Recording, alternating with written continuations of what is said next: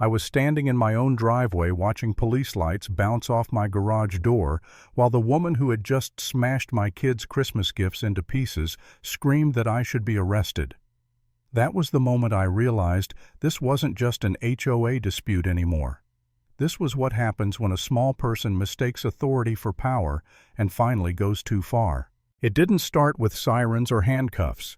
It didn't even start with yelling. It started quietly the way these things always do, behind folding tables and fake smiles wrapped in holiday decorations and the smell of burnt coffee. The kind of setting where people tell themselves it's easier to nod than to speak up. My name is Michael. I'm just a regular guy. I work in IT. I pay my mortgage on time. I mow my lawn on Saturdays, and I moved my family into our neighborhood because it was supposed to be calm. Silver Pines looked perfect on paper. Clean streets, kids riding bikes, neighbors who waved but didn't pry. And then there was the HOA. I told myself it was normal. A little annoying, sure, but manageable. Linda Whitmore was the HOA president. Self-appointed might be the better term. She'd been there forever, or at least it felt that way. Always holding a clipboard like it was an extension of her arm. Always smiling too hard like she was daring someone to challenge her. People joked about her behind her back. They called her that HOA lady, rolled their eyes, complained in private. But nobody ever pushed back. Not really. That changed in December. On December 15th, Linda announced a mandatory HOA meeting. Mandatory. Right there in the email, bolded, underlined with little Christmas tree emojis at the bottom, like that somehow made it festive. She said it was to discuss holiday coordination and community spirit. That should have been my first warning. The meeting was held in the community clubhouse. Tinsel draped across the walls, a sad plastic wreath on the door, folding chairs lined up in crooked rows. Linda stood at the front with her clipboard, wearing a red sweater and a smile that didn't reach her eyes. She waited until everyone sat down, until the room settled into that familiar, uncomfortable quiet. She started by talking about Christmas, about generosity, about gratitude, about how hard she worked all year to keep order in the neighborhood. Then she cleared her throat, tapped her clipboard, and said it. She said that as a community, we should all contribute money and gifts for her children. Not for charity, not for families in need, for her kids, as a thank you, a show of appreciation for her service as HOA president. At first, I honestly thought I misheard her. I looked around expecting laughter, a joke, some kind of punchline. But nobody laughed. People shifted in their seats. A few heads went down. Linda just kept smiling. She said she'd already made a list of acceptable gifts. She said she'd be collecting names.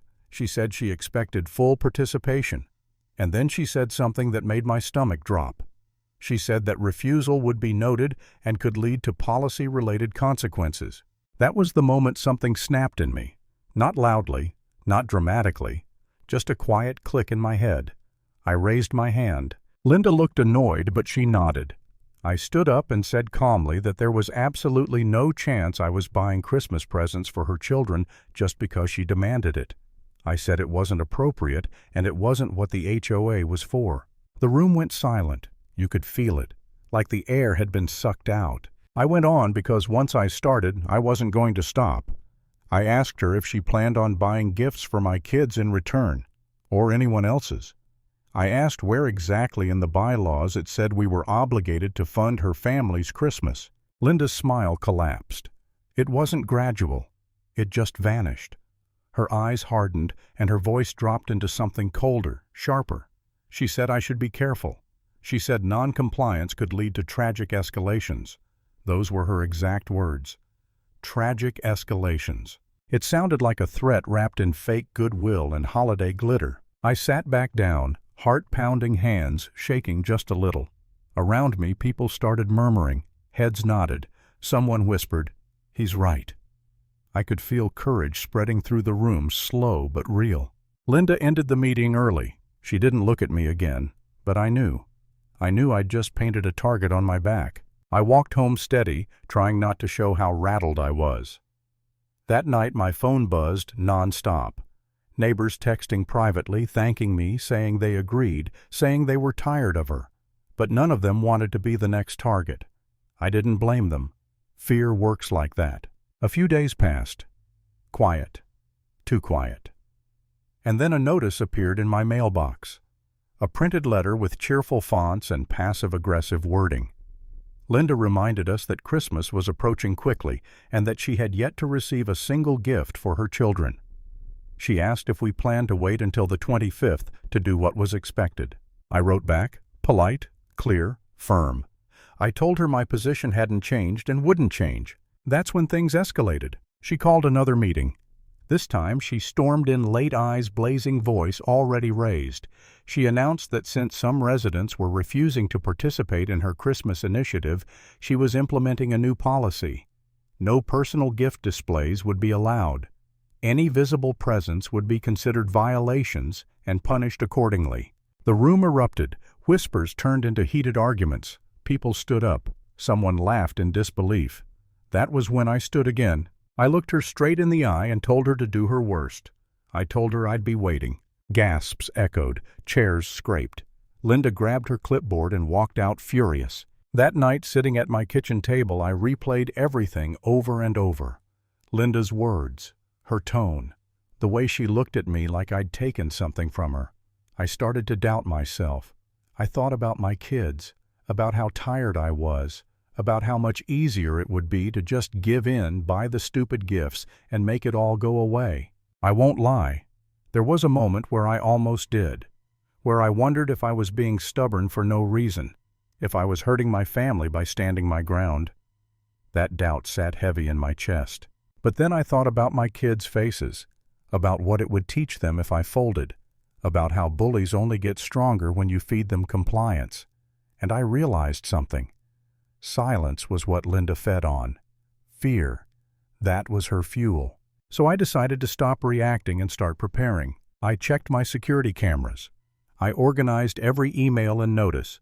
I talked to neighbors I trusted. Quietly. Calmly. We agreed to document everything, to stay alert, to not engage unless necessary. By December 23rd, the tension was thick. Decorations went up cautiously. Laughter was muted. Everyone felt it, like a storm holding its breath. On the morning of the 24th, I went out early. I wanted to give my kids a real Christmas, not the one Linda was trying to confiscate. The stores were packed. Music played. Carts overflowed with toys and wrapping paper. For the first time in days, I felt lighter. That feeling didn't last. I pulled into my driveway and started unloading boxes. That's when I saw her shadow stretch across the concrete. Linda emerged like a jump scare, hair wild, eyes burning. She was shouting before I could even process she was there. She accused me of violating her orders. She screamed about authority, about consequences. Neighbors peeked through curtains. Before I could respond, she lunged forward and stomped on one of the toy boxes. Plastic cracked. Cardboard collapsed. I froze, just for a second, long enough to realize this was no longer about words. I pulled out my phone and called emergency services, calmly explaining what was happening while chaos unfolded in front of me. Linda grabbed packages, flung them against the pavement, ripped wrapping paper, laughing like destruction was part of the holiday tradition. My kids stood in the doorway, confused and scared. That's when she crossed the final line. She picked up a heavy stone from the garden and swung it into my car door. Metal screamed, glass cracked, alarms blared. I backed away, recording everything. I stopped yelling. I just filmed. Rage fades. Evidence doesn't. She noticed the camera and leaned into it, daring me, convinced she was untouchable. By the time the police arrived, my driveway looked like a battlefield. Shattered gifts, dented metal. Linda stood in the middle of it, breathing hard stone still in her hand. She spun toward the officers and pointed at me, claiming I provoked her, violated bylaws, ruined Christmas spirit. That performance lasted about 12 seconds. One officer reviewed my footage. Another checked the cameras. Neighbors stepped forward with their own videos. Linda's confidence collapsed in real time. Her voice shrank. Her excuses tangled. When she tried to walk away, cuffs clicked around her wrists. Watching her escorted to the cruiser felt surreal, like gravity finally remembered her name. The aftermath was swift.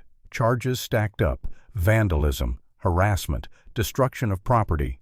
The HOA suspended her immediately. Court was brutal. The judge didn't need commentary. The footage spoke for itself. She lost everything she thought she controlled. I didn't celebrate. I didn't gloat. I just stood there watching power built on fear crumble under the weight of truth. Because here's the lesson. Clipboards aren't crowns. Threats aren't rules. And when someone mistakes authority for ownership, the truth will always catch up.